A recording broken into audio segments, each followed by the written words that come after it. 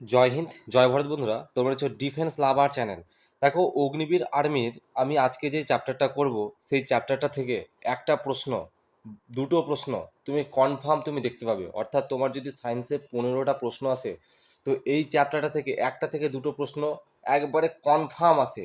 তার আমি কিছু ডেমো দিয়ে রেখেছি, অর্থাৎ বিগত বছরে আসা এই চ্যাপ্টার থেকে অনেক প্রশ্ন আমি এখান থেকে তোমাদেরকে দেখাবো, এবং সেগুলো কিন্তু বারবার পরীক্ষায় আসে, এবং আগামী দিনে যারা তোমরা পরীক্ষা দেবে এখান থেকে তুমি কনফার্ম পেয়ে যাবে। দেখো, আমি যে কটা ক্লাস করাবো, আমার এক একটা ক্লাস এক একটা তোমাদের নাম্বার, ঠিক আছে?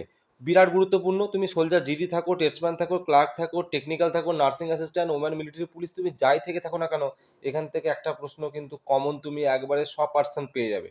দেখো, এই চ্যাপ্টারটা কিন্তু খুব গুরুত্বপূর্ণ। চ্যাপ্টারটা কি স্যার? চ্যাপ্টারটা হচ্ছে যে কি, আমাদের পদার্থের যে পৃথকীকরণ এবং মিশ্রণ থেকে পদার্থ আলাদা করা। এই চ্যাপ্টারটা তুমি দেখে নাও, প্রিভিয়াস ইয়ারের প্রশ্নগুলো এসেছে প্রশ্ন। যেমন দেখো, আমি কিছু প্রশ্ন, বিগত বছরে আসা প্রশ্ন তোমাদেরকে আমি দেখাবো, তারপরে আমি ক্লাসের প্রবেশ করব। কি জিনিস চ্যাপ্টারটা ভালো করে বোঝানোর চেষ্টা করব, এবং এটাকে খাতায় ভালো করে নোট করে নিবে। তোমরা একেবারে সুন্দর করে পরীক্ষায় কিন্তু এখান থেকে কিন্তু কমন পেয়ে যাবে। দেখো, প্রথমে একটা প্রশ্ন, যেটা বিগত বছরে আসা আসা প্রশ্ন, আমি তোমাদের ডেমো আকারে দিয়ে রেখেছি।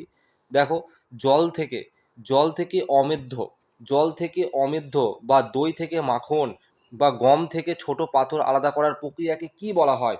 দেখতে পাচ্ছ, এই প্রশ্নটা কি এসেছে? Indian army soldier GD exam, অর্থাৎ সোলজার জেনারেল ডিউটিতে এই প্রশ্নটা এসছে।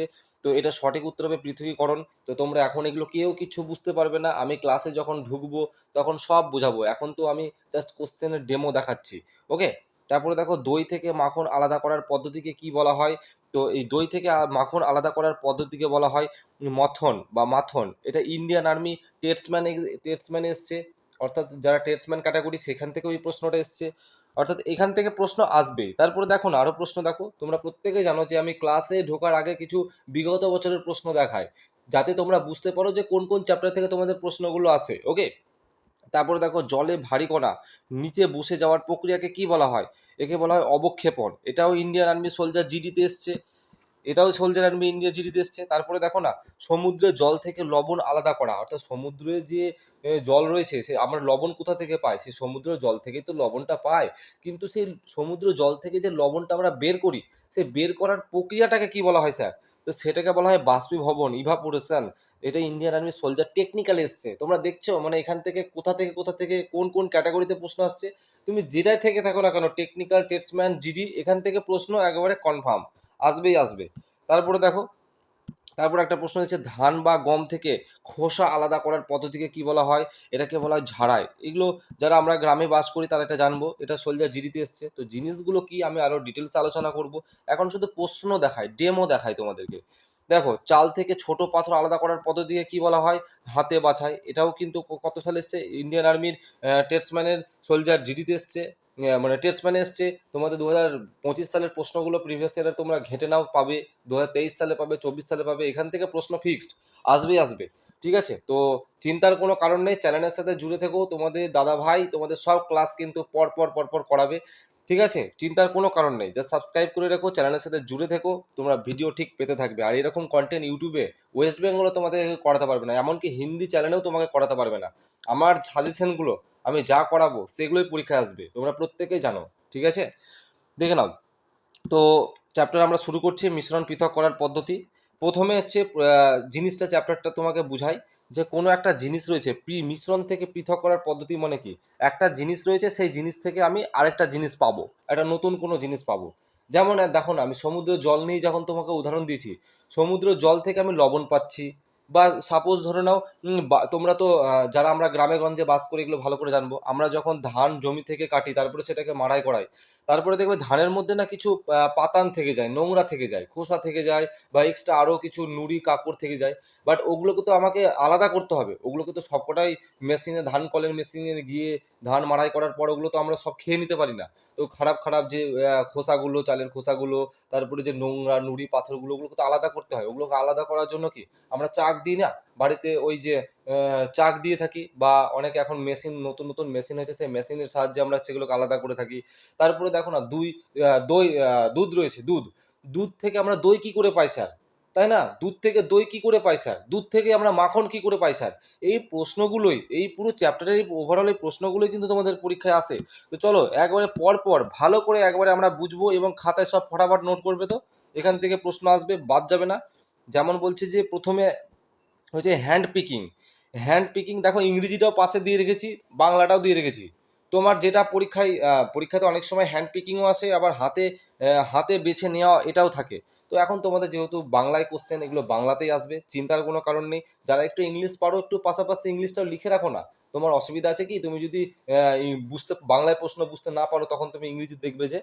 দেখো প্রথমত হ্যান্ড পিকিং কি জিনিস প্রথমত বোঝাই, হাত দিয়ে বড় ময়লা বা পাথর আলাদা করা।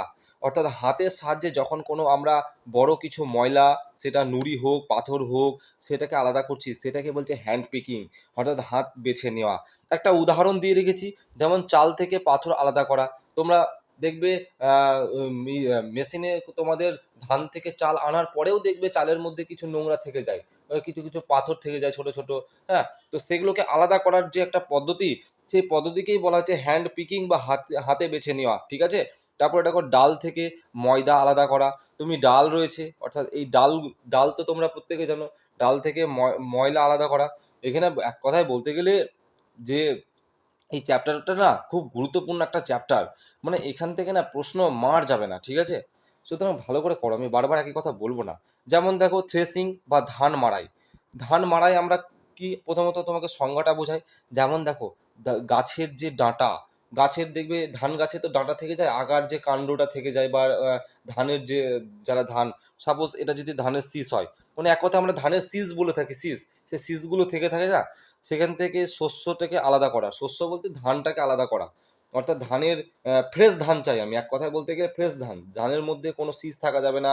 হুম, তো ডাঁটা বা অন্য কোনো জিনিস থাকা যাবে না। তো সেগুলোই উদাহরণ দেখো, ধান গম, এটা ধানের ক্ষেত্রে হতে পারে, সেটা গমের ক্ষেত্রে হতে পারে, গমের ক্ষেত্রেও তো শীষ চলে আসছে, তাই না। তো একটা এক্সাম কোশ্চেন দিয়ে রেখেছি তোমাদের এখান থেকে, পরীক্ষা কী রকমভাবে প্রশ্ন আসতে পারে সেটারও একটা আমি তোমাদের এখানে এখানে দিয়ে রেখেছি।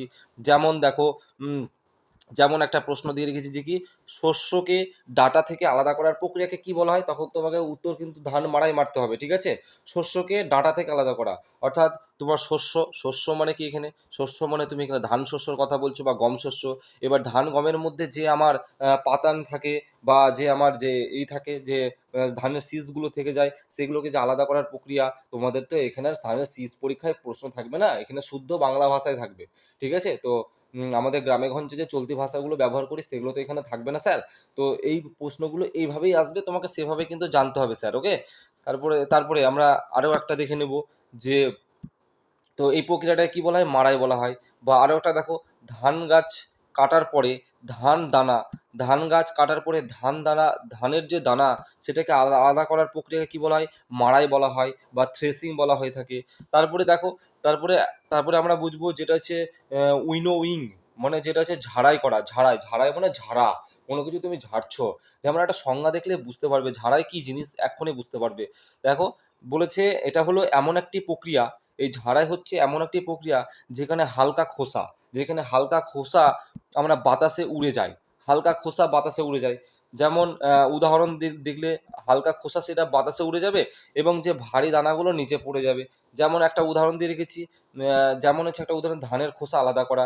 অর্থাৎ তুমি ধানের যে খোসা থাকে, তুমি যখন ধানটা তো ভারী, সলিড যে ধানটা, সেই ধানটা কিন্তু ভারী, কিন্তু ধানের মধ্যে যে খোসাগুলো থাকে সেগুলো তো কিন্তু সব উড়ে চলে যায়, তাই না। যখন তুমি ওটাকে ঝাড়াই দিবে সেটা কিন্তু উড়ে চলে যাবে। এখানে বুঝতে পারছো, এগুলো কিন্তু কনফিউজ হবে স্যার।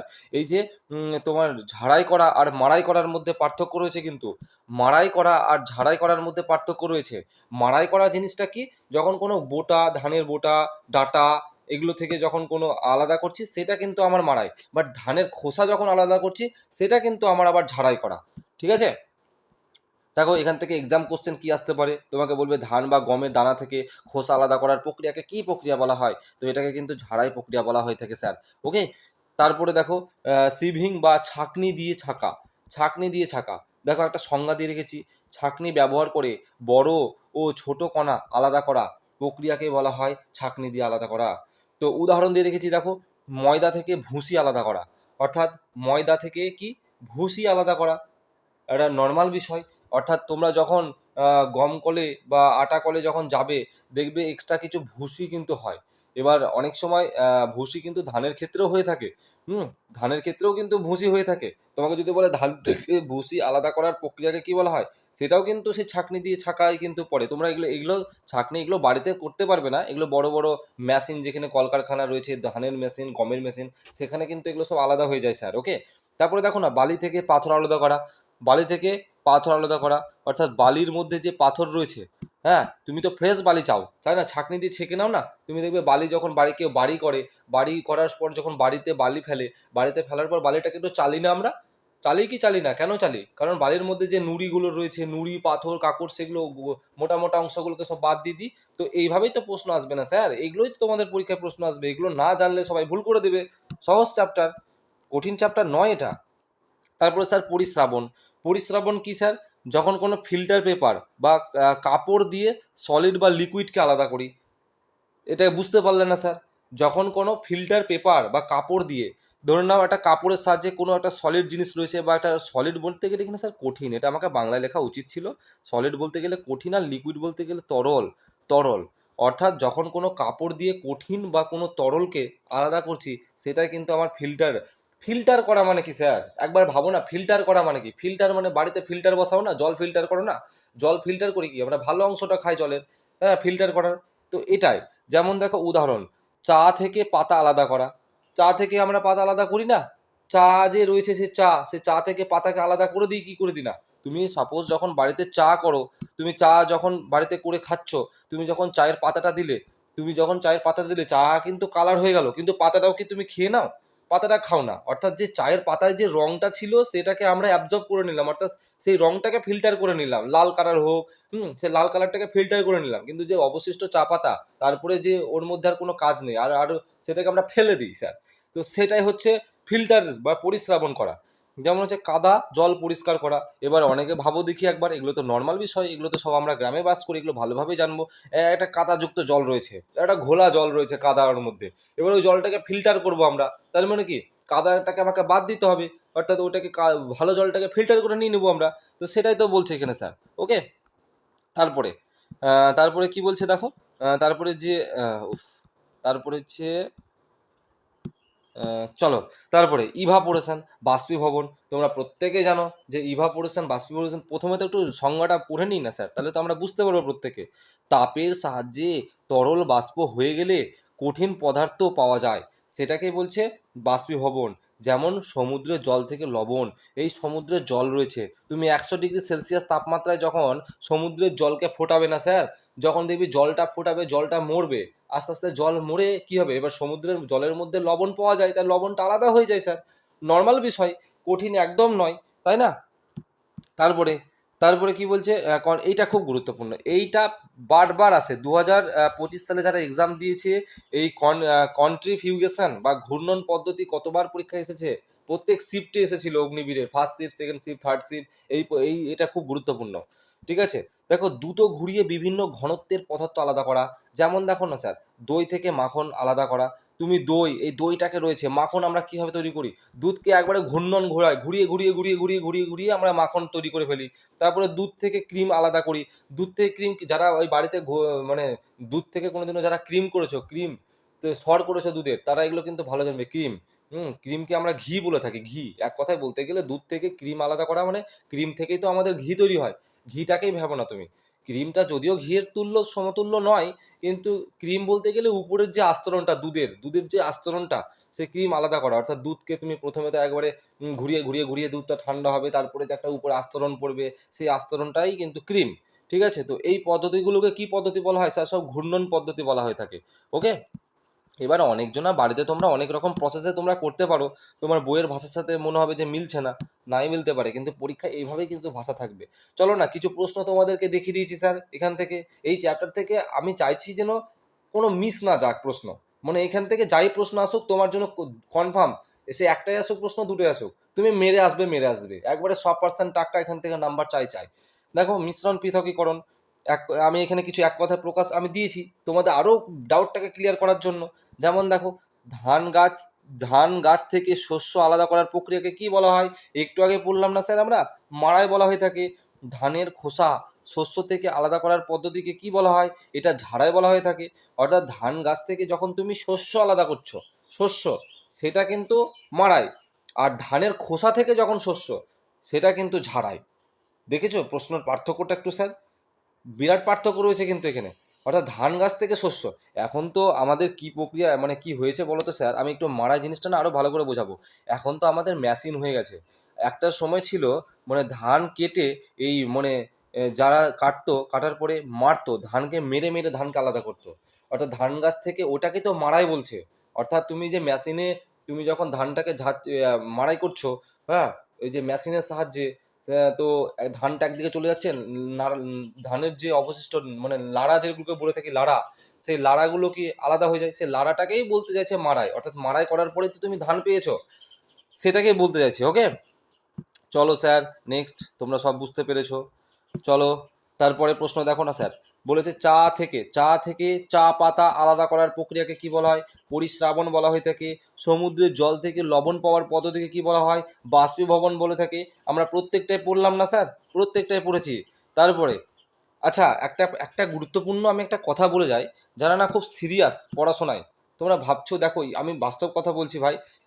হয়তো কেউ বলবে না, আমি যা বলি আমি সামনাসামনি সঠিক কথাই বলি। সত্যি কথা বলতে গেলে ইউটিউবে পুরো সিলেবাস শেষ করা, ফ্রিতে ভিডিও পাওয়া খুবই সমস্যা কিন্তু ভাই। সত্যি বলছি এটা। মানে আমি জানি এখানে অনেক মধ্যবিত্ত বা গরিব ফ্যামিলির ছেলে রয়েছে, কিন্তু সম্ভব না। এত সময় কিন্তু ইউটিউবে ক্লাস করানো সম্ভব না। তোমরা আমার পেড ব্যাচে চলে আসো না স্যার। কেবলই তো 6-7টা ক্লাস হয়েছে, 6-7টা ক্লাস হয়েছে আমার, সেখানে তোমরা চলে আসো। তারপরে তোমরা আমার যেগুলো আমার আমার সব ক্লাস তো ইউটিউবে ফ্রিতে দিতে পারবো না, কিন্তু যেগুলো করাবো না স্যার তোমাদেরকে, সেগুলো তোমরা করে যাবে, সিলেকশন হয়ে যাবে। তোমরা ভর্তির জন্য তোমরা আমাকে এই নাম্বারে মেসেজ করো, 83 91 09 92 78। এই নাম্বারে মেসেজ করো। 999 টাকা ফিজ রয়েছে। দেখো টাকাটা সবসময় জীবনে গুরুত্বপূর্ণ হয় না। ভালো কন্টেন্ট, ভালো কোয়ালিটি, এবং যদি চাকরি করবে ভাবো, তাহলে কিন্তু কিছুটা সামর্থ্য টাকা তোমাকে খরচ করতেই হবে। ঠিক আছে? এটা কিন্তু বাস্তব কথা ভাই, টাকা ছাড়া এখন কিছুই চলে না। তো যাই হোক, চলো না স্যার, আমি যতটা পারবো আমি ফ্রিতে করানোর চেষ্টা করব। তোমরা ব্যাচে নিলে যে সলিডভাবে গাইডে চলবে আমার, সেটাও একবার ভেবে দেখবে। তো চলো পরের প্রশ্নগুলো দেখবো স্যার। যে দই থেকে মাখন আলাদা করার পদ্ধতিকে কি বলা হয়?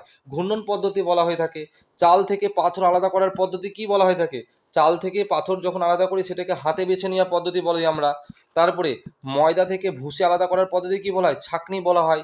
তারপরে আমাদের পড়বো যে বাতাসের সাহায্যে শস্য থেকে খোসা আলাদা করার প্রক্রিয়া কি বলা হয়? ঝাড়াই বলা হয়। দেখেছো কত রকম ভাবে প্রশ্নটা, ঝাড়াই প্রশ্নটা বিভিন্ন রকম ভাবে স্যার ঘুরিয়ে আসতে পারে। একবার বলছে বাতাসের সাহায্যে শস্য থেকে আমাদের খোসা আলাদা করছি, সেটাও কিন্তু ঝাড়াই। তারপরে তরল ও কঠিন পদার্থ আলাদা করার পদ্ধতিকে কি বলা হয়? পরিস্রাবণ বলা হয়। যখন কোনো আমরা তরল ও কঠিন পদার্থ আলাদা করি, সেটাকে কি বলি? পরিস্রাবণ। আমরা পড়লাম না স্যার ডিটেলস ক্লাসে? তারপরে সমুদ্রের জল থেকে লবণ তৈরি করার প্রক্রিয়াকে কি বলা হয়? বাষ্পীভবন। তোমরা প্রত্যেকটাই পড়লে, তাহলে প্রশ্নের প্যাটার্নও আমি দেখিয়ে দিচ্ছি, এইভাবে গাইড কেউ করবে না। দুধ থেকে ক্রিম আলাদা করার পদ্ধতিকে কি বলা হয়? ঘূর্ণন পদ্ধতি বলা হয়ে থাকে। তারপরে বড় ও ছোট কণা আলাদা করার পদ্ধতি কি বলা হয়? এটাকেও সেই ছাঁকনি বলা হয়। চা থেকে পাতা, আচ্ছা রিপিট কোশ্চেন হয়েছে, চা থেকে পাতা, এটা একটু আগে পড়লাম, রিপিট কোশ্চেন হয়েছে, এটা রিপিট নাই। তারপরে ডাল থেকে পাথর আলাদা করা, সেটাকে পদ্ধতিকে বলে হাতে বেছে নেওয়া।